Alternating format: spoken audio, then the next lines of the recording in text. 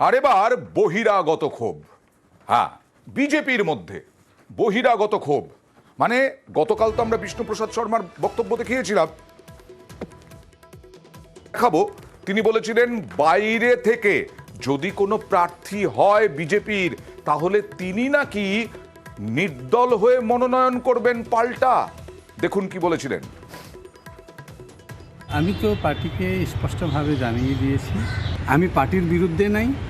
Party যদি দার্জিলিং জেলা থেকে যে কেউ একটা ভালো লোককে ওঠায় তো আমি ওই ক্যান্ডিডেটের পক্ষে কাজ করার জন্য আমি প্রস্তুত আছি, কিন্তু এবারও যদি বহিরাগত ক্যান্ডিডেট পাঠানো হবে তখন আমি পার্টি ছাড়বো না, পার্টিতেই থাকবো, পার্টিতেই থেকে আমি সেই ক্যান্ডিডেটের বিরুদ্ধে নমিনেশন ফাইল করব।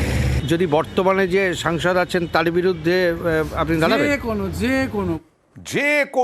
যে কোনো ব্যক্তির বিরুদ্ধেই তিনি দাঁড়াবেন, মানে রাজু বিস্তার বিরুদ্ধেও দাঁড়াতে পারেন এরকম হুঁশিয়ারি দিলেন।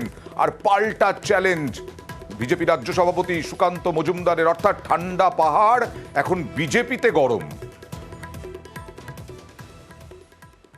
উনি নির্দল হিসেবে দাঁড়ালে পরে পার্টি তখন পার্টির নিয়ম অনুসারে ব্যবস্থা নেবে। দাঁড়ান, আমরাও দেখি কত ভোট পান উনি। আর পাহাড়